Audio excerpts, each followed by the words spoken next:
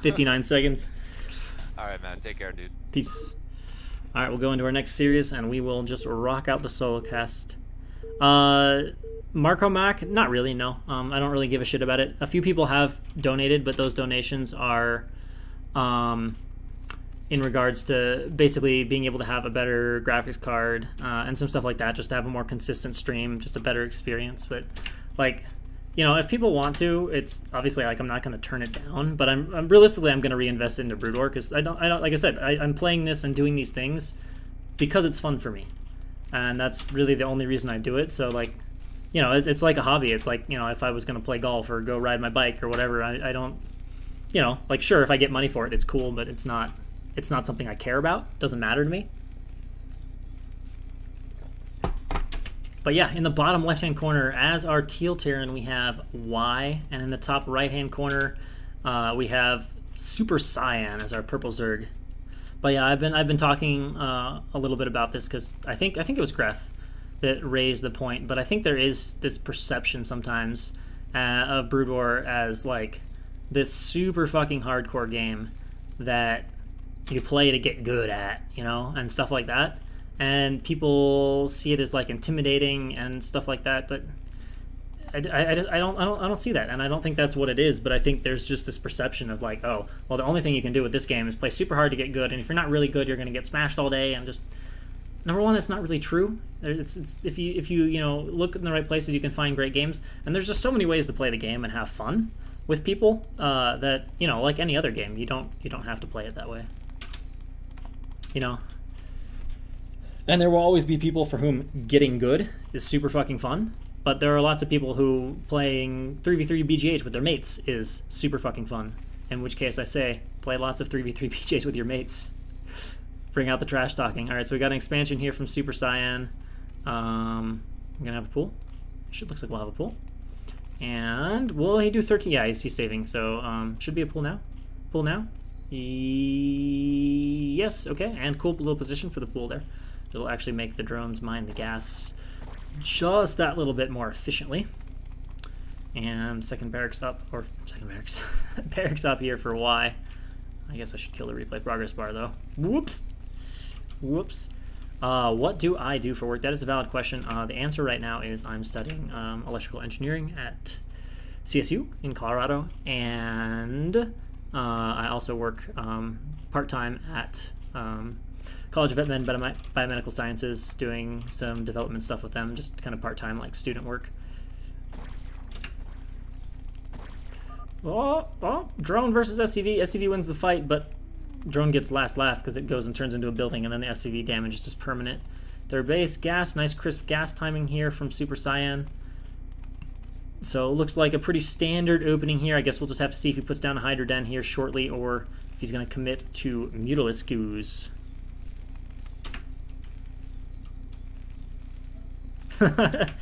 Well, and the other thing too, though, that I think is kind of negative in response to Greth's point, talking about the idea of being bad, like being comfortable with that, not finding that as like a bad thing or whatever, is that number one, it's like anything else. Depending on where you look at it, what lens you view it through, everybody except for the top people are trash. You know, like I can look at it two ways. Like I ride bikes a lot. I race bikes. I can look at it one of two ways. When I'm in shape, I've been probably one of the top, I don't know, 25 fastest people in my state, something like that, in terms of fitness. And you know, so I could look at it as well. Yeah, I'm pretty fit, but you know, there's these local pros and you know, domestic pros that are like kind of on the regional circuit that would kick my ass, and then you know they'd get their ass kicked by domestic pros, and then we got top tier pros. So I could look at it and say, you know, I'm nobody. I can't even hang in a basic race. Or I can look at it and be like, oh, well, actually, you know, pretty much anytime I go out and ride my bike, I'm massively more fit than anybody I ride with. And the only people that are even close to me are people that like race and take this super seriously and are elite at it.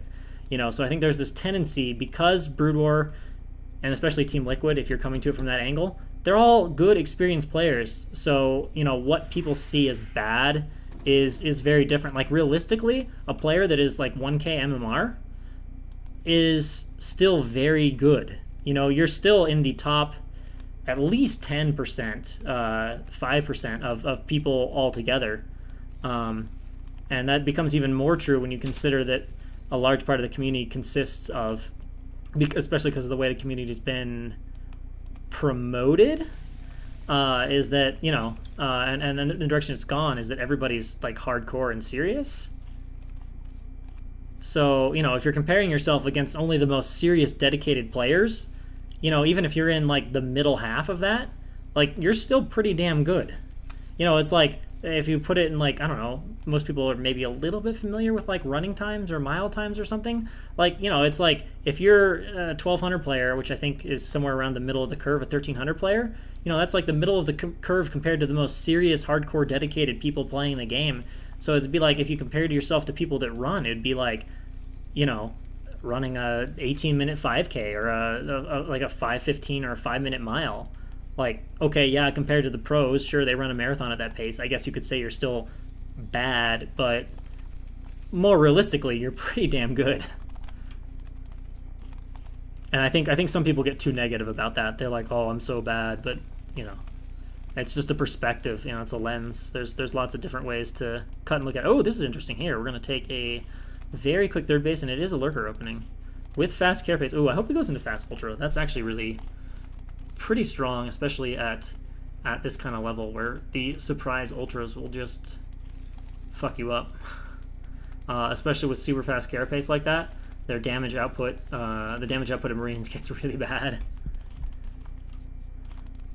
Still adding a few drones, so very defensive here. And SCV coming on, you're going to see the Hydras, as he doesn't have scan, so that's the first he's seen of everything. That should tip him off that it's not going to be Muta, but he's already built some turrets. I would like to mention that Y's turret placement, that could definitely be better. You'd want to have like in a line here, in a line here, something like that. Or you can sometimes have like 4 turrets this way just to deter Muta from flying in.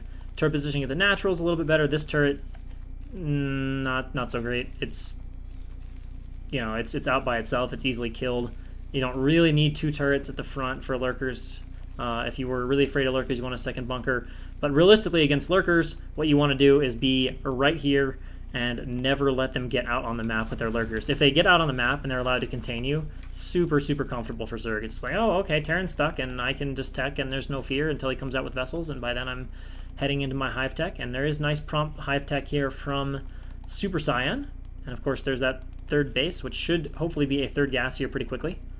And then we'll see where he's going to take this hive tech.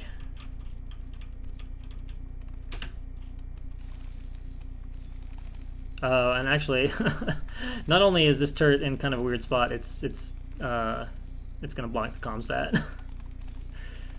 And all right, going into factory, so getting our tech up pretty fast here for our Terran player, Mr. Y.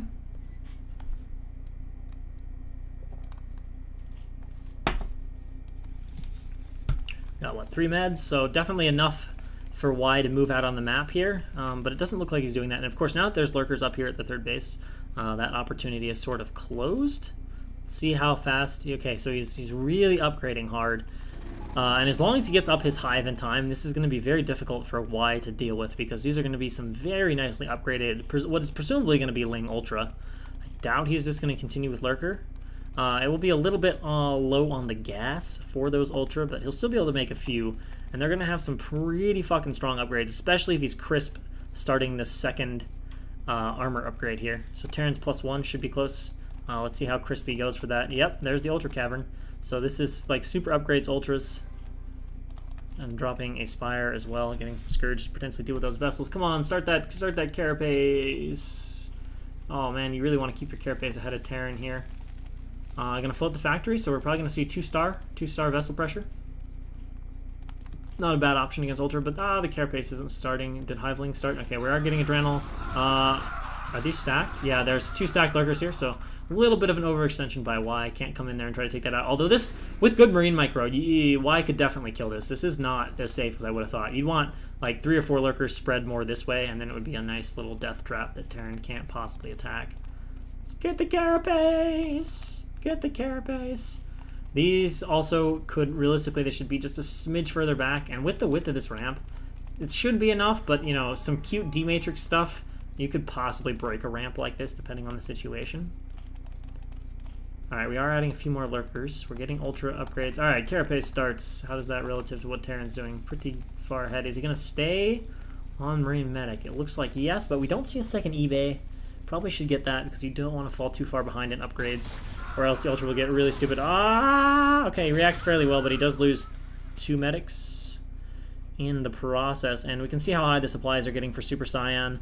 Basically, once Ultra start to come out, this gets really bad. CyberCyan Y needs to do some damage to CyberCyan in the next. It's probably meant to be Super Saiyan, but it looks like Cyan. Really needs to do some damage here in the next little bit of time frame, or else he's going to be dealing with way too strong of ultras. He needs to get some drops going, break a base, do something like that. Our Lurker's burrowing here. Is Y going to go in for the engagement? He's stimming, he's thinking about it, he goes in, but the Lurkers are out in front, so they will die pretty fast, and the Ling's trickling in, so this is an okay engagement for Y if he doesn't run out of scans, which he just did. Oh, shit. Oh, God. Alright, so his scan runs out and he's unable to clean out this, so that's really bad for Y now, making it very comfortable. The Ultra is starting to pop, the armor is done. He's equal on Carapace and attack are equal for Zerg and Terran, and then the Ultra armor kicking in, and then there'll be this big window here where attack hasn't started, so it's going to be a huge window where the Ultra are at 4 attack, 4 armor, and just 1 attack for the Marines. So we'll be looking at like 2 damage per shot, which is obviously really bad. Hopefully he'll start the attack soon. If he doesn't start okay, he does start the attack, so that's good. He's not going to end up in a position where his Marines are doing 1 damage a shot and Ultras become literally invincible. You got like 40 Marines shooting an Ultra and it still takes 10-15 seconds to kill it. And the supply for CyberCyan here starting to explode, and I have a feeling that an Ultra A move is incoming. Yes, there's a lot of bio, but no real irradiates to soften up the Ultra. And just a hell of a lot of Zerg out on the map. Now, Ultra Speed is not kicked in, so oh, did he forget Ultra Speed? Oh, he should get Ultra Speed. The Marines could kite pretty hard against just pure Ultra like this. And it is going to be over bridges, so I mean, CyberCyan could have a bad attack if he attacks over the bridges, but he's getting a 4th base. He really wants to focus on that 5th gas. That's kind of an interesting point here. But there's quite a bit of gas left over right now. All right, he's coming across the bridges. We'll see how these Ultras stand. All right, he's going to pull back. Does that prompt him to get speed? No, he has not recognized yet that his Ultra are slow.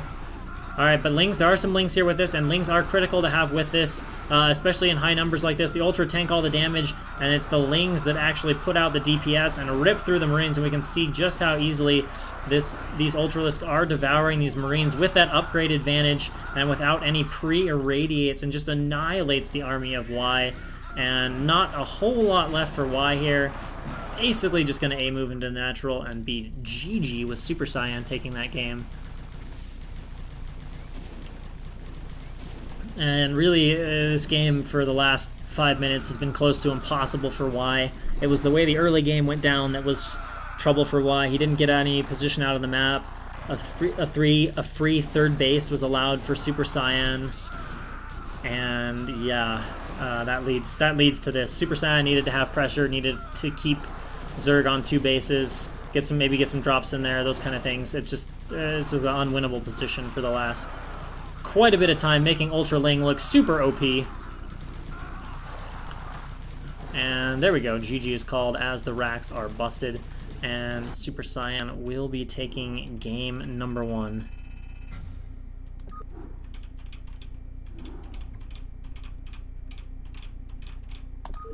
And Greth has some plans. Yeah, one thing I will say is Greth has been a long time running or assisting with the NHFFA community, as well as running a YouTube channel where he casts all kinds of, how shall we say it, silly games, new player games, NHFFAs, other FFAs, other games, all kinds of stuff like that.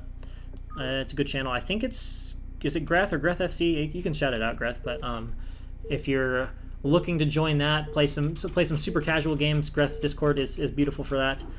You will find a host of players that range from there's a few players that are probably like EDC, but there's also a ton of players that are for sure sub 1000 MMR.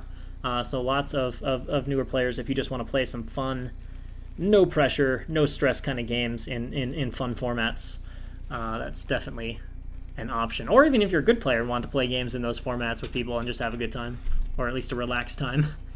So in the bottom right-hand corner, as our orange Zerg, we have SuperCyan. And in the top left-hand corner, as the Teal Terran, we have Y. And I am going to go to the bathroom.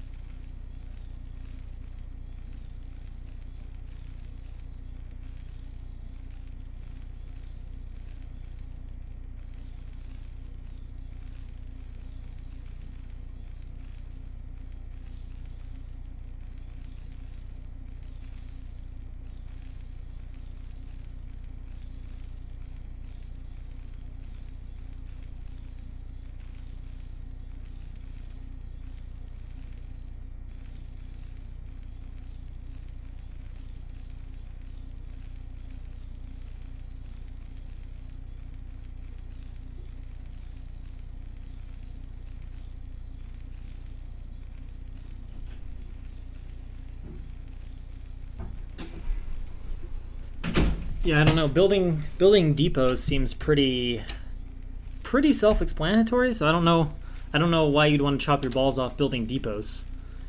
I feel like that's just press B, press S, and make depots and place them in cute little squares. I feel like things that are trickier, like ramps, hotkeying armies, moving things around, coordinating things. Maybe figuring out an entire base layout, but like depots are just like put depots in a square. Maybe you can elaborate on that though for me. Oh yeah, I guess I could make something about like worker movements. I haven't done a video on that yet. But the general rule of thumb for how to handle worker movements is twofold. Well, first we got to see this link pressure here because it could still do a little bit of damage, but there's an SCV at a pretty good time. I think that's gonna. Oh, actually no, maybe not. Okay, second Marine comes down, and we are going to force those links back. No more links coming, so Y probably had a tense little bit, oh, shit moment, and then things are okay. But we are going to go fast into 2-hatch here on Autobahn. And now that we have a brief lull in the action, I'll circle back to, 2-hatch lurk, shit. So we're going to need double bunker, going to need some defense. We'll see what he gets here. 2 racks is the best against this, but it looks like he's already committed to a Rax FE kind of thing. No scout, so no idea that this is happening. That is concerning. But as far as SCVs in the mineral line, for getting them stuck, you kind of have 2 options. If you don't need the building urgently, like, just doesn't matter. Just grab an SCV and just like tell it to move down here, and then go do some other shit. You know, do a round of macro, produce an SCV, and then come back to it, and it'll have found its way out. It'll be here by now. Or if it's a panic situation and you really need to get it out, then usually you just want to use like the minerals. So like if you have a bunch of SCVs here, like let's say you need an SCV and you need to build a depot over here and you're about to be fucking supply blocked. You really need this depot, but your SCVs are being fucking stupid. Grab here, click the gas, and then just kind of spam click it over, and then you can just go BS, and then you'll get it out of the minerals pretty easily. So basically mineral walking and some spam clicking for that change between mineral walk and not mineral walk where it kind of spins around. Is probably the easiest way to get SCVs out in a hurry. And if you need to get panic buildings down in your mineral line, then you can grab your SCVs and like move them to one side, and then of course that will that'll give you the room. Like leave one SCV and then send all the others. Like click this mineral, and then this one SCV can like build the turret It's probably the best I can say on worker control for that. And yeah, exactly what you're talking about though is a real thing, and that's a lot of the kind of stuff I'm trying to target with my YouTube series, which is basically how to do just a bunch of like basic shit. Like, I'm not really talking about matchup strategy or builds or that kind of stuff. I'm saying, like, how do I hotkey an army? How do I arrange my base? What are some cool building layouts I can do? You know, how do I deal with this really basic annoying tactic? Or how do I get my dragoons to path down or up a ramp? Those kind of things.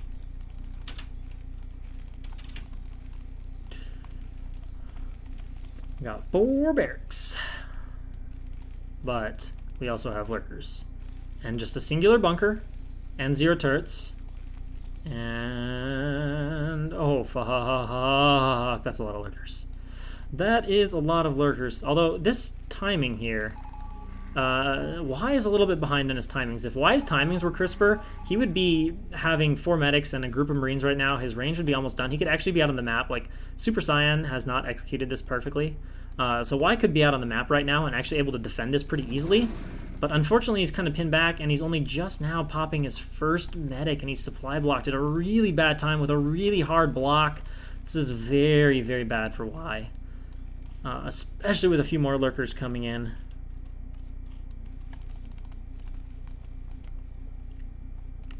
Holy shit.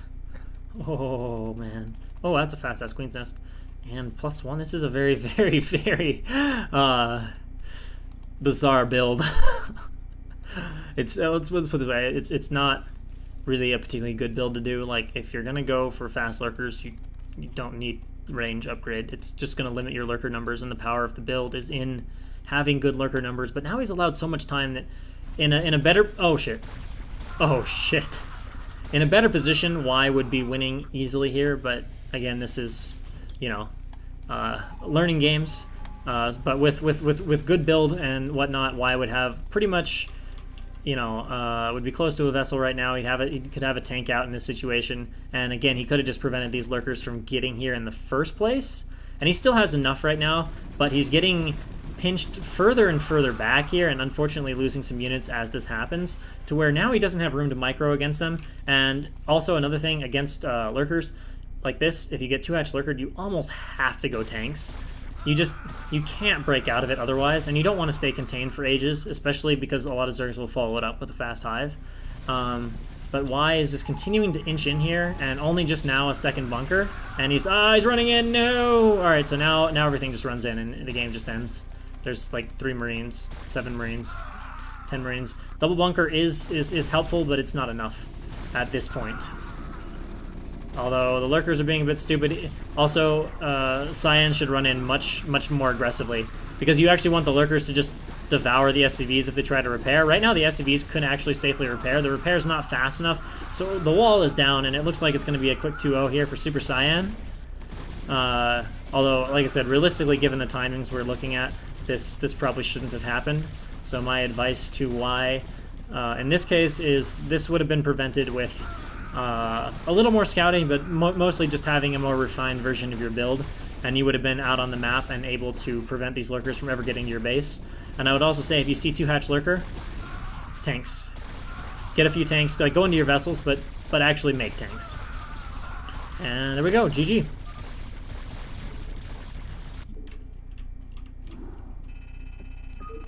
I think one of my biggest gains in skill was just changing my cycles that I don't make buildings, make units, instead make units, make buildings. What?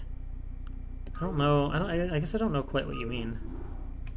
I guess I don't know quite what you mean. Alright, we'll circle back for June versus Anthem if we have time. I actually casted that yesterday, but I was kind of sleepy, so it was a pretty shitty cast, so I kind of want to recast that if I have enough.